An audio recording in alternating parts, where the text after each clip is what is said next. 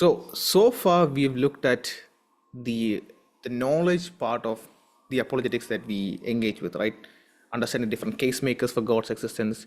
And we've looked at how the beginning of the universe is a case maker for God. We've looked at how the complexity of the universe makes a case for God. We looked at how the existence of true statements on morality, objective truths about morality, makes a case for God. And we looked at how the miraculous applicability of mathematics, the existence of numbers and mathematics, and how it applies to the physical world, makes a case for God. And then we looked at the central case maker for Christianity, which is the resurrection of Christ. Now, as we've learned all of this, as we go along learning this, refining it, there are different ways to look at each of these case makers, different approaches to take, and you will continue this journey of learning over and over and over again. Now, as we go along that journey, you will gain more knowledge on this. That's for sure. But there is the aspect of understanding what is the best way to apply what you've learned so far. Now, certainly that comes with practice, but that is the wisdom part we want to tap into, right? How do we wisely apply what we've learned so far in the knowledge bit of the series? And so for me, and even if you ask Sibichan Church also, this session that we're going to take is extremely crucial because this tells us what is the best way that we have to take on whatever we've learned so far. How do we put it into practice? Right? How do we bring it up in conversations? How do we make it applicable in conversations? The way we're going to do it, this is, we're going to break, so apart from me and Elizabeth, there's 5 of us. Okay, so we're going to break you into 2 breakout rooms. Elizabeth is going to handle one room, and I'm going to handle another room. Now, in those rooms, we're going to drop 2 hypothetical conversation scenarios between a Christian and the other person who appears to be, at the very least, a non-Christian. And it's going to be a conversation between them both. Your objective is to quite simply read through that conversation as a group and have reflections on it. This could be along the lines of your general thoughts on the conversation, your impressions about each of the conversationalist, whatever is the right word, your impression on the questions asked by each party. Maybe you have some thoughts on what you would have said or you would have asked if you were in that conversation, if you were in the place of one of those individuals, or maybe your reflections on what you would have said if you were a fly on the wall, right? Maybe this conversation was happening between your friends and you were there. Where would you have interjected? What would you have said? Your general reflections. So that's it. Just have a reflection on these conversations that we are going to do. And that's it. And then we'll come back. We'll get into the depth of the session and then we'll take it from there. Right? Is that clear for everyone? Do you have any questions on what we're going to do now?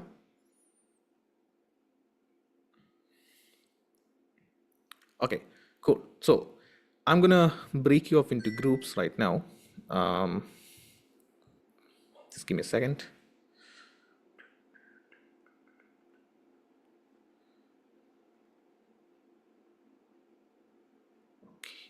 All right. And we'll take 6:40. We'll take 10 minutes, just 5. You can easily read through in 5 minutes, and then we'll take the remaining 5 minutes for you to work through with the conversation. And Angel will help room 1, that will have Bobby, Matthew, Joel, Kurula in it. Pastor, Priscilla, Sarah, and I will be in the other room.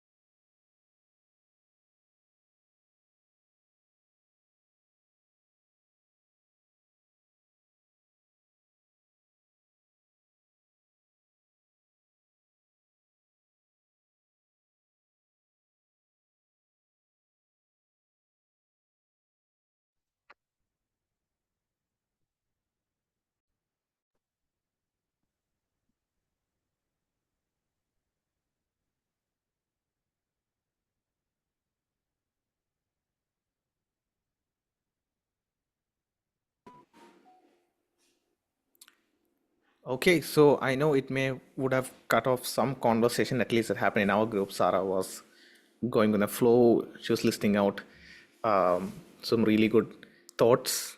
Priscilla, hopefully, when we get to the final bit, you'll be able to share some thoughts as well. And I hope the same was with group two as well.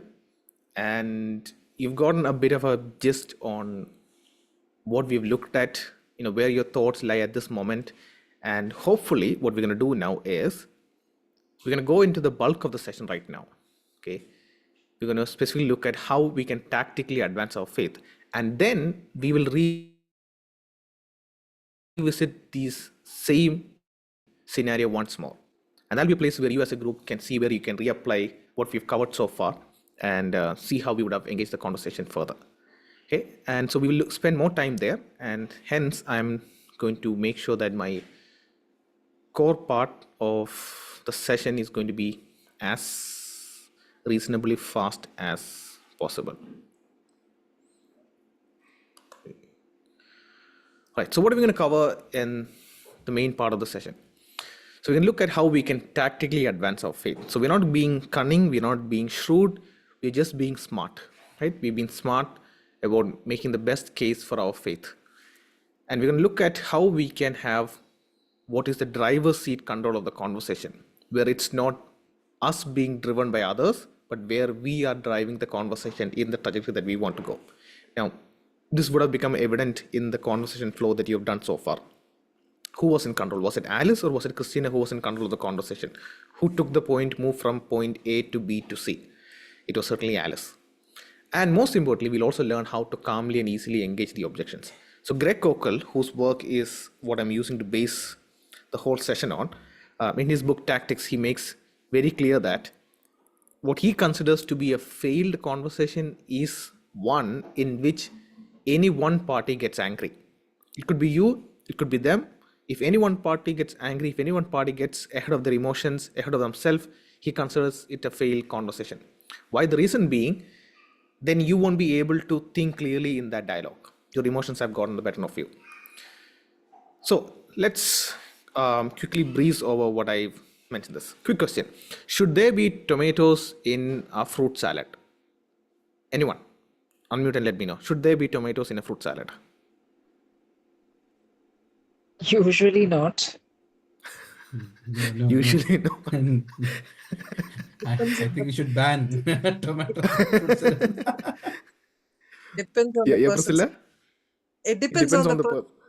If he likes the taste, they can add it. If not, depends individual tastes. Very, very, very diplomatic. Smart.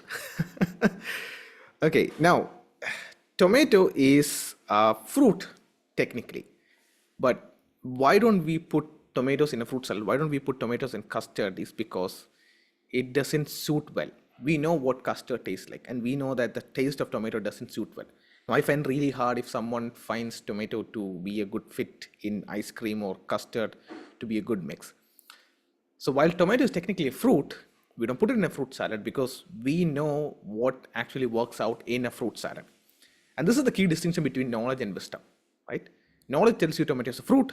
Wisdom tells you do not put tomatoes in a fruit salad. So anyone who puts tomatoes in a fruit salad, they're not wise. That's the takeaway, right? Consider a structure that has these pillars holding it. Okay. Anytime a person makes a point, they have to build up these pillars. What do these pillars do?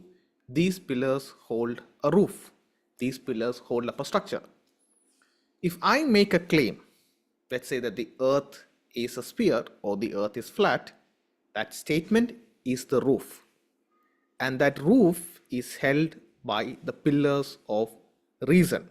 I give you reason as to why I believe or I know or I claim that the earth is a sphere or the earth is flat, right?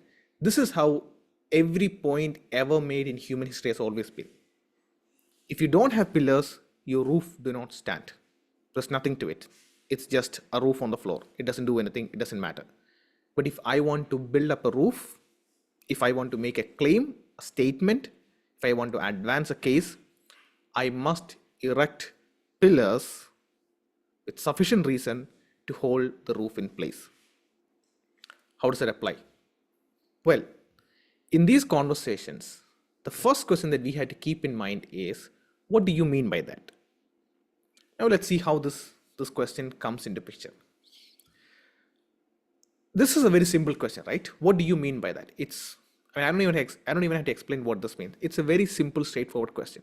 But this is the first question that we have to keep at the back of our head when we engage in these conversations with anyone, a fellow Christian on a different theological point, or a non-Christian on a point about God, existence, Bible, and so on and so forth.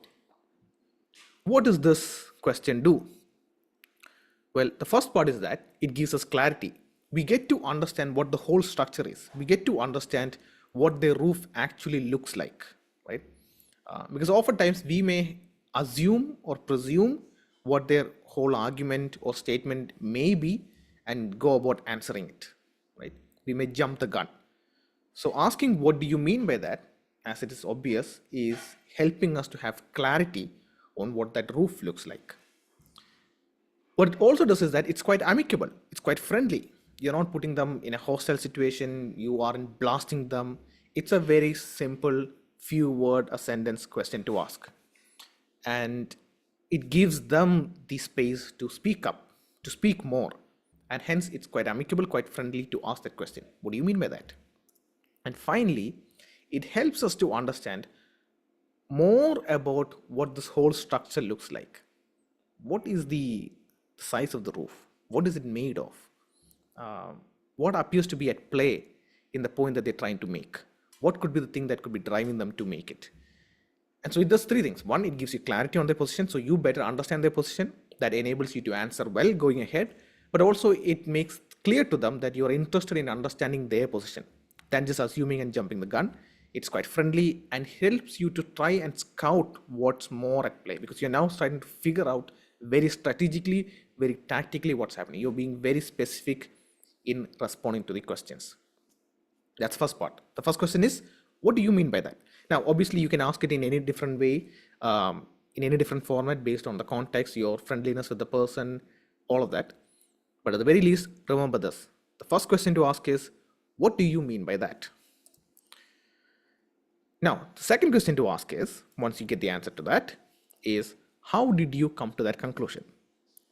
So you've understood the roof. You figured out what the roof is. The second question to ask is, do you have any pillars to hold up the roof? Like, why does your roof stay in space? Why does it stay up? Is there something holding it up? That's the second part we're asking. How did you come to that conclusion? What are the reasons that you have to believe what you believe, to claim what you have claimed, to know what you claim to know? How did you come to that conclusion? Now, what does it do? It tells us if there is any merit to the whole statement that they're making. Is it hollow? Is it something that they've heard from someone else, and they've just, mugged it up and they're just pouring it out in front of you? Or have they thought about it? Have they considered it? Is there depth to it? It also helps to destabilize the flow that they would have been initially on. Because normally in the get-go, as Pastor was pointing out in our group, and maybe some of you would have realized in the other group as well, is that they have this flurry of questions to ask, one after the other, one after the other. What about this in 1 Kings? What about this in the book of Judges? What about this in the book of Revelation? It's a flurry of questions, one after the other. But asking this helps to destabilize the flow of the conversation. The flow so far has been towards you. You're swimming against the waves, you're swimming against the current, but now it's slowly starting to turn. You're slowly starting to have driver's seat control of the conversation. The burden starts to shift towards them, right? Because now you are asking them to give reasons for their statement. You are shifting the burden of proof towards them. When someone makes a claim, when anyone wants to put up a roof, they ought to have pillars underneath holding it in place. So if someone makes a statement, they have the burden to prove it. So we've asked, what do you mean by that, to understand what their claim is. And the second part is, how did you come to that conclusion, is all about understanding, do you have any proof, any reason, any justification to believe what you believe, to claim what you claim, or to know what you claim to know? And so this is a very lethal and important question because, like I said, it gives you critical control of the conversation. It shifts the burden towards them. It's not all about you defending it over and over and over again, repeatedly, one after the other, but it's now up to them to make their stance clear, to do the heavy lifting, and to back up what they've said so far. And after this is where we would come to the leading question. So the leading question is a place where we would tap into our knowledge base, which we have covered some of it in the past few weeks, and then we apply that there. It's a place where we would look into our understanding about logical reasoning, right? If someone makes a contradictory claim, we would tap into our understanding about how contradictory claims work, how we figure that out, and then we would tap into it and use it in the conversation. See, but to do that, to tap into your understanding about the moral argument, to tap into your understanding about biblical hermeneutics, maybe that could be what could be at place here. To tap into all of that, you need to understand first what they're on about. Second, is it something legitimate? Have they thought about it? Or are they simply yapping what they've heard from someone else? Is it just a rhetoric or a punchline? And only then should we go about doing it. So let me give you an example of this, where we would tap into the leading question to understand it. Someone would come along and say, hey, here's a statement. Jesus did not mention. That's their argument. That's the reasoning. Okay. So they're saying Jesus did not mention anything about abortion. So therefore, one can be pro-choice. Now, what's the roof? What is it that they're trying to hold up? What is it that they're trying to build? It's the pro-choice position. Why are they building up that pro-choice position? Why are they holding on to it? Well, the reason is, or the argument is, or the case maker for that person is that Jesus did not mention anything about it. And therefore, the conclusion that they draw is, one can therefore be at ease as a pro-choice Christian. Now, obviously, we will go through, what do you mean by that? How do you come to the conclusion? You can ask all of that as and required. All of that can be at play. But how do you go about after this? Once it's all clear that this is what it is actually at play, how do you go about taking the next step? Well, this is a place where we can now try and apply the same logic on its own. Why? Because we have understood the whole thing properly. We have figured out the roof, the pillars, everything is clear. Now we'll tap into our knowledge base. So here's an example of how we could take this on. Well, we could say, okay, if that is your reasoning, if that is your argument, as a Christian, you're saying Jesus did not mention about abortion, so therefore it's fine to be pro-choice. If I apply that same reasoning, here is where it leads me. Those same pillars will enable me to say that Jesus did not mention anything about slavery, therefore it's fine to support slavery. Would you agree or disagree with that? As a Christian, do you think Jesus or us as Christians can therefore be pro-slavery? Now, they would most certainly say that no. Jesus was never supportive of slavery. He defended the poor, the vulnerable, and as Christians, we must stand against slavery. It's the oppression, it's the power structure that's at play, and all of that. But you see, you figured out what's happening by now, right? You haven't done any heavy lifting. You've just understood their position and tried reapplying that on its own to show why those pillars can't be held up in the first place. Because you can use those same pillars to erect as many as other roofs as you want. Pro-choice, pro-slavery, and n number of stuff. So if this roof can't hold, the issue is with those pillars. So if these pillars can't hold this roof here, then they equally are unable to hold the pro-choice roof as well. So what's happened here? You haven't done extensive research into the pro-choice, pro-slavery dialogue. You haven't spent hours looking into it. All you've done is you've understood their position well, you've condensed what it is all about, you've thought through, and you've just simply applied their position on its own. You haven't become hostile, you haven't pushed them back, you've just simply asked question, hey, so you're saying we can be pro-choice as Christians because Jesus did not mention. Could we be pro-slavery because Jesus did not mention anything about slavery? Is that the person that you want to hold? And in doing so, you're simply asking question. You're taking the trajectory in a direction that you want to go, because now you're moving away from this weak argument to get into the crux of the pro-choice, pro-life debate. And you've done so in a very amicable, in control manner of the conversation. Here's another example of applying this knowledge part, your understanding of their argument, your understanding of the laws of logic and all of that, on its own. It's from the Charlie Brown cartoon. I think the character's name is Susan or Sarah or Sally. She says, "No, that's my new philosophy. I don't care what anyone says, the answer is no." Charlie asks, "That's your new philosophy, huh?" And she replies, "Yes. I mean, no. You've ruined my new philosophy." At first glance, Sally's philosophy may sound quite difficult to tackle on. What do we say in response to that? Do we say anything in response? And we understand it's quite weak. We can understand it's a silly thing to make, a silly position to hold. But what do we say in response? All Charlie had to do was, he understood it. He didn't have to ask further questions. He just understood it very clearly. And he just asked a simple question back. And her response undid her own position. Here, Charlie did very little heavy lifting. Charlie just had to ask questions. And that is the key tactic that we have been looking at so far. Oftentimes, as you would have learned in your interactions with non-Christians, is that you find yourself having the weight to give answers after answers after answers, where you're doing all of the heavy lifting and they simply recline on their chairs, shooting one question after the other. And you're doing all the heavy lifting while they are at ease, not having to think through their position, not having to engage intellectually with the response you give, because they have a flurry of other set of questions to ask back at you. Is that conversation productive? Maybe from their end, yes, they're able to keep you on the toes and that is productive for them. But in general sense of engagement with ideas, it's not productive. In the sense of furthering the gospel, it may not be productive as well, because you're never able to get to the crux of it. And so what you would see is this huge flurry of questions, n number of stuff coming at your way. And asking these questions would slowly, by giving you control of the conversation, enable you to whittle down what the real issue is. Maybe this is what troubles them.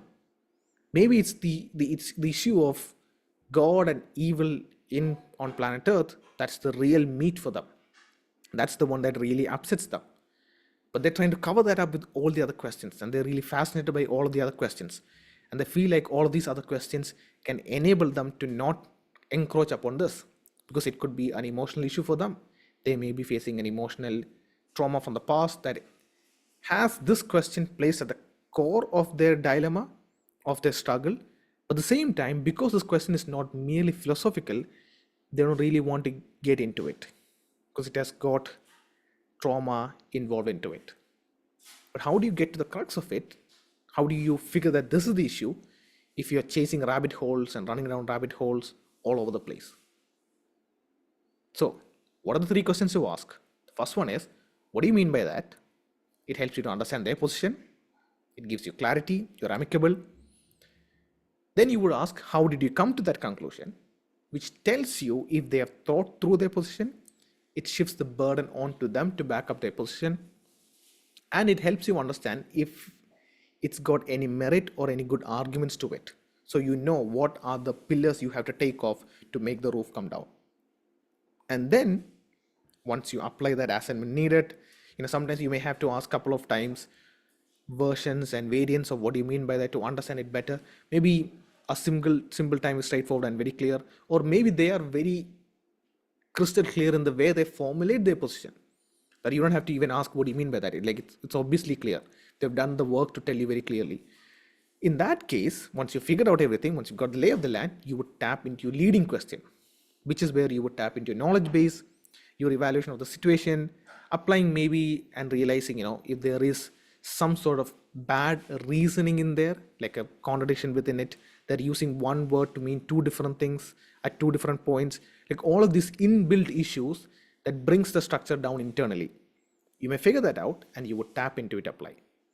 And in doing so, in asking these questions, you don't have the burden, you don't have the stress, you don't have the pressure, you're at ease doing all of this, and it helps you to get to the crux of what could be their issue. Now, here's the final question that I want you to keep in mind. Someone would say, look at all these deities. These are all powerful. These all have stories written about them. They all do wondrous stuff. They all do all this powerful stuff. Jesus also does all of these things. Jesus also has stories written about him, people worshipping him, place of worship dedicated to him, special days of the month allocated to him. He does powerful stuff. He's seen as a god. Um, and they would leave at that. Our immediate reaction would be to say, no, that's not the case. He's quite distinct, quite different, and all of that. But before that, here's a two-letter question that you can ask if someone makes such a statement. And the question is, so? Right? I mean, I think you may have expected something more than that. But that's it. It's all of this is the clays, they're all similar, they're all the same, all of that. Okay, so, like, what's your point? What are you leading it to? What is the final thing that you're trying to draw up? Where are you driving at? Oftentimes in these conversations, it's these pre-learned, by-hearted sentences that they would want to throw out and then expect us to scramble at it. But asking a question as simple as, so, okay, what about it, would then be extremely surprising to them because they've never really had to back up, clarify, or think further than that. And only then do we need to do the hard work when the right time comes to show that Christ is indeed unique from among all of them. Now, the thing that we're trying to do here is that in these questions that we ask, we won't be able to bring out the harvest right then and there. All we're trying to do is plant a stone in their shoe, as Gregory Kokel, the author of the book, points it out. A stone in your shoe doesn't help you to walk easily. As you walk, you stop, you check your shoe, and it keeps troubling you. It keeps itching at you. You can't carry your journey forward normally. So these questions that we would ask, these small, easy, non-load bearing questions that we can ask at them would play their part in trying to nag in their mind, trying to probe them further, keep recurring in their head. And somewhere down the line, someone else may ask a similar question to them. Someone else may have a short form of interaction with them where they are pushed to think deeply about the positions that they have, about the claims that they make. And in doing so, we are playing our parts as gardeners in someone's trajectory towards the harvest. Maybe we are not called to harvest right then and there. Maybe we are not called to preach the gospel right then and there, to lead them towards Christ. And when I maybe preach the gospel, is not that we are not called to do that, but in the sense of telling them the gospel at the final clutch and then inviting them to accept Christ, that part. Maybe we are not called to do that right then and there with them. It could be someone else 10 years, 20 years down the line. But what we are called to do is to be involved in that journey, in that trajectory as co-workers. So these small interactions, these small questions that we ask along the way in those conversations will play their part. And it enables them to see that we have a well thought out Christianity and that we also have a confident Christianity. That we are not shying away from these questions and queries, but we are very strategic, tactical, and well thought out in handling these doubts. The harvest is the Lord's. And so we leave that up to the Lord. But wherever place we get, we play our part as gardeners, trimming, chipping away whenever the situation is right. So that's it there. We'll now come back to Zoom. And if you've got any questions on what we've covered so far in the tactics part, we can take it up now. And then we'll move on to the hands-on apologetics lab part.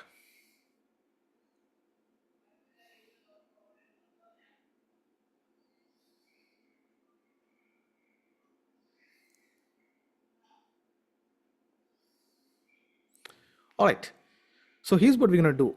We're going to go back into the same breakout room. You're going to look through the same scenario and you're going to revisit those conversations to see what you would have done after having covered all of these points in the series, okay? Especially the tactics part, right? So the rooms have opened. We've got 10 minutes.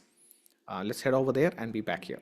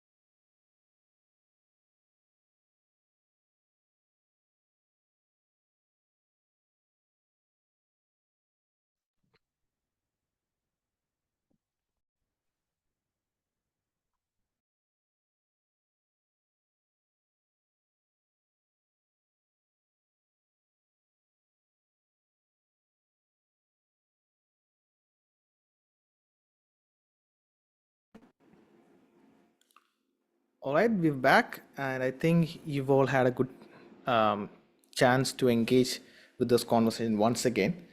Now, quick question: we've crossed the 1 hour mark. Do you have 10 minutes to stay back? If so, we can do a breeze over another scenario as a group all together here. Is that fine with everyone? Okay, Pastor is fine. Yeah. Grace is fine. And I think I'm going to take yes from Joel and Priscilla. Okay. All right. So I've dropped that in our WhatsApp group because we're not able to drop it in Zoom for some reason. Here's what I'm going to do. Right. I'm going to give you 2 minutes to quickly read through it, and then I'll tell you how we're going to tackle that. So it's in the WhatsApp group that we have.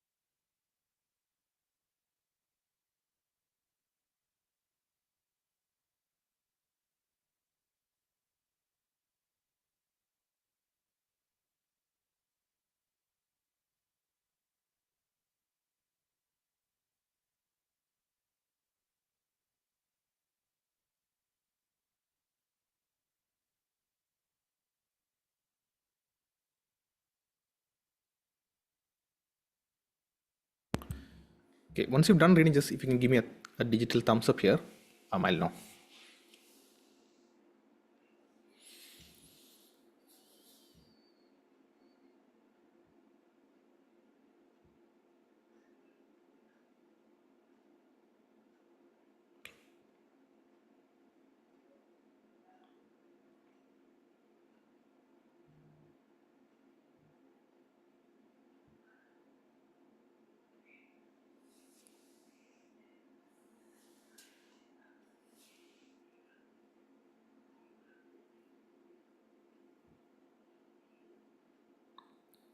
Okay. So Grace, Sarah, and Joel have read through. Priscilla is also done.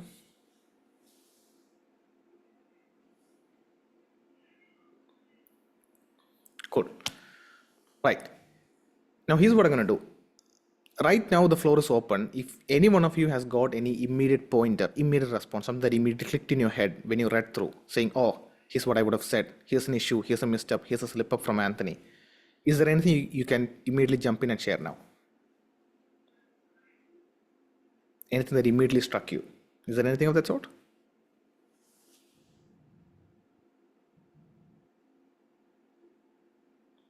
Okay, my hunch is that you would have figured something out, but you just maybe shy or unsure whether if it's correct or not.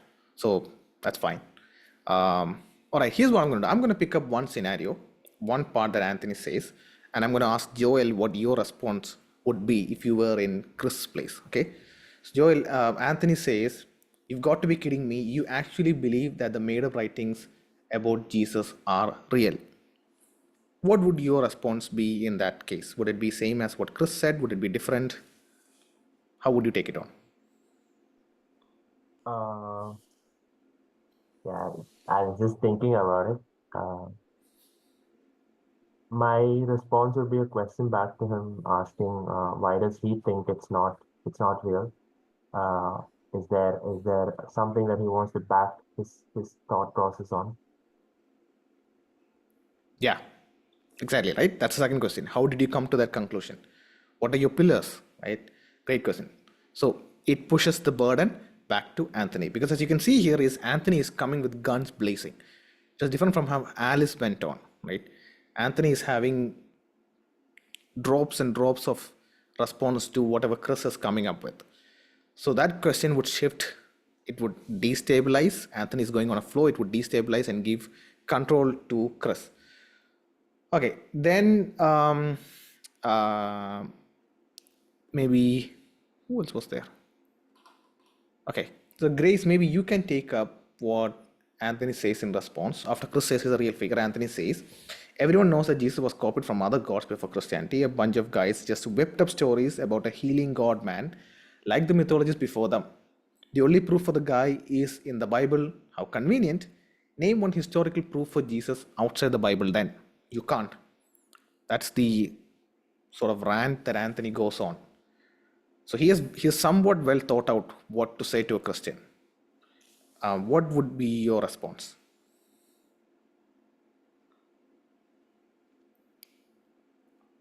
Well, I think, honestly, when he makes an allegation like, the only proof for the guy is in the Bible, it's very difficult to sidestep that and get on to a why question for his other belief. I think it's very difficult. It's very tempting to do what Chris did, which is, to say that there is stuff outside the Bible, but then maybe leave that aside and then get back to the fact that, this actual statement that he made, and saying that, Jesus was copied from other gods, and why does he say that? Yeah, exactly. And you're on point, right? It's very tempting, right? Because we'll be like, especially if you've read into the case for the historical Jesus, you'll be like itching to just punch back with the list of names. But that's the temptation that we have to resist. Okay, now I'm just going to keep it open floor. Anyone, Sarah, Pastor, Priscilla, or even Angel, if there's anything that Anthony said that you would have a different response than what Chris did, or an example of where you think you would apply what we've learned today, you can unmute and let us know. We've got 5 minutes to wrap up the whole today's session. I think Anthony's statement, the final statement, what is making, give me a break from that statement. How can you speak of such a confidence that of the statement? There are few things are kind of high time stupidity, I think, because everyone knows that disciples lied about his resurrection so that they can gain power with their new religion. Unfortunately, someone who speaks a statement who doesn't even understand who this bunch of people are, these guys are nobody. Even if they do their best to bring about all the Israelis together to do this against the Roman Empire, believing, bringing all the people in faith and all the entire Jews, if you have entire Jews coming into faith, still this particular statement is not possible because of the historical facts that we know from during the Roman times, how powerful they were, by the way. So that statement itself, it's wrong. Then also to help him to understand what the disciples gain after telling this truth to the world that Jesus is resurrected. The disciples did not gain anything personally in one sense. They all were killed or they were martyred for the very belief. They themselves were rejected by his own people. So I think those statements are not just true. And I know that there should be a way that we answer it, but I think we must slowly answer to this. Because Chris is just making one statement here and just moving on. Then Anthony's kind of, So I think, So you must.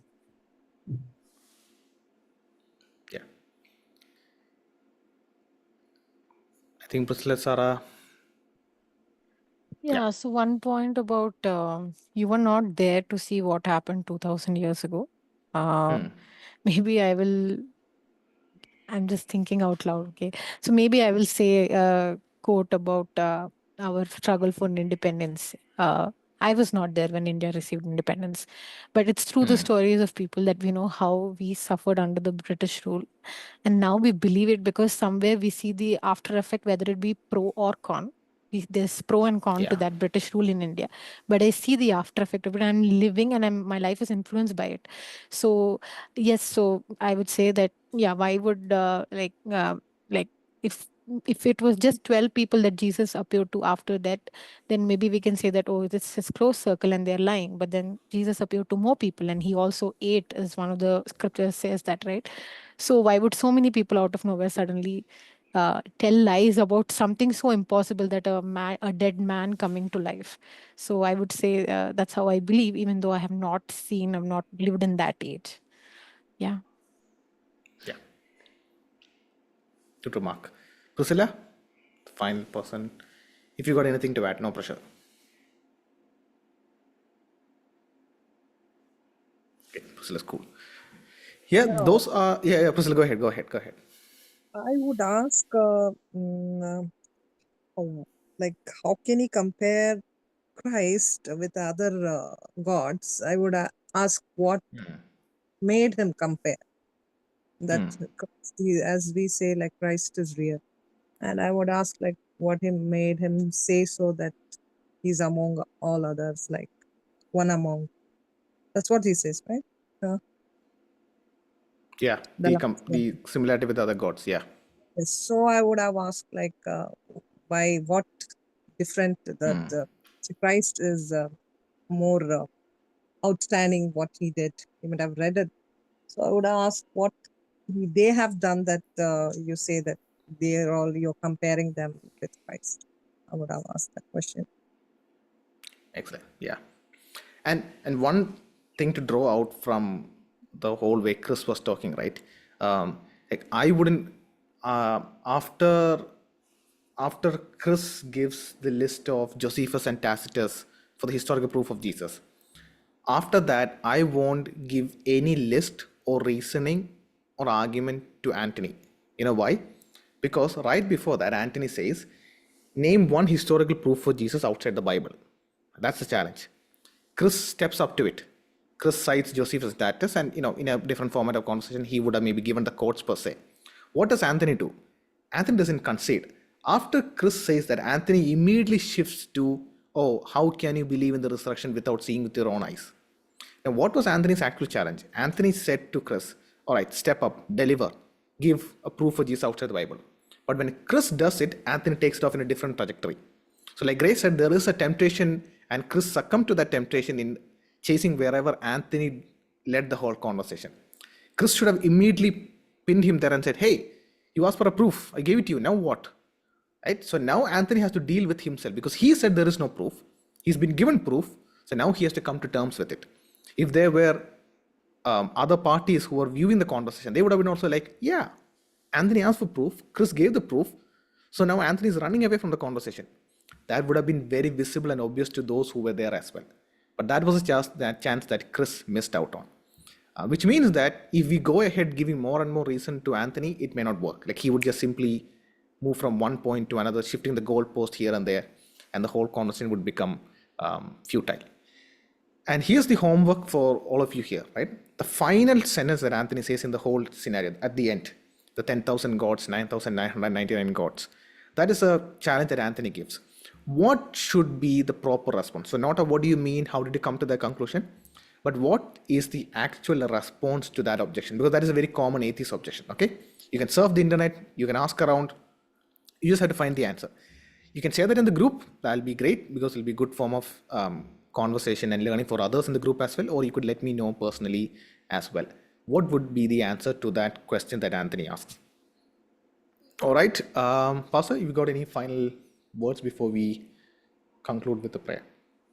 I have a small question, Jacob. See, Okay. generally, when we bring about this individuals who are believing in God, whether it is scientists or philosophers, we are at the same time we also have a set of people other side of the spectrum, where they have, they themselves face statements where they have done their due diligence to researching these papers, and they have come to another viewpoint.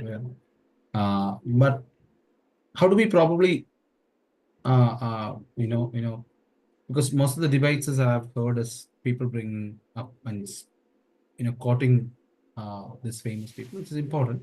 Hmm, At the same hmm. time, what would be the tactics when someone who's other side also have read certain aspect of philosophers who disagree with the statement? So, you know? Yeah, so to understand, because your question is that when we bring up the list of these Christian scientists and saying, okay, they all believe in God, they'll be like, okay, there are these other scientists who don't believe in God. So how does both balance out, right? Yeah. So about the philosopher part, if someone says, for example, Graham Oppy, who is considered as the most smart, brilliant atheist philosopher out there, if someone says Graham Oppy disagrees with it, okay, cool. Why does Graham Hoppe disagree with it? Like, you'll have to get into his arguments for his disagreement and then evaluate based on the merit of those arguments, right? Because as an atheist, he might say that. As a Christian, I can say William Lane Craig, and we are at an impasse. Like we don't go anywhere from there. So that's not helpful. Regarding the other bit, now I've seen so many people list that out. In the Nobel list, you have this many percent Christian, this many percent Jewish. The atheist is a minority there. Even Asher and Asher also have used that in their debates and in their videos. But I wouldn't bring that up. I don't see any merit in doing that because, like you said, it doesn't get anywhere. If someone were to say to me, Christians can't do science, if someone were to say that, then I would bring that up to say, no, Christians can do science and there are those who have done science, right? But other than that, I don't see any merit in giving the list of Nobel laureates who are Christians. Like, what does that do? 10 years later, let's see the proportion changes. Does that disprove Christianity? No, it doesn't.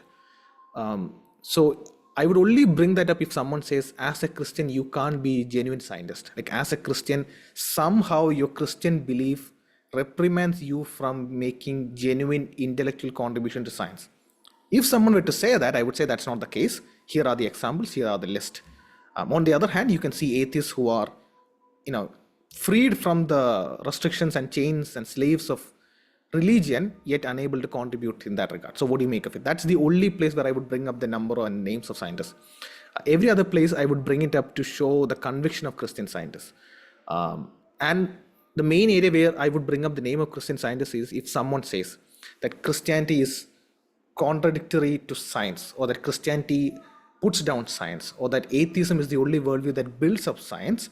There we would point towards the pioneers of the scientific enterprise, from theists, Isaac Newton, to James Clerk Maxwell, to Francis Bacon, all of these people who have laid down the foundation for science to say that it was the Christian worldview that enabled science to happen. That would be the only other place where I would bring up the name of scientists. Does that answer, Pastor? Yeah. Okay. Any other question? All right.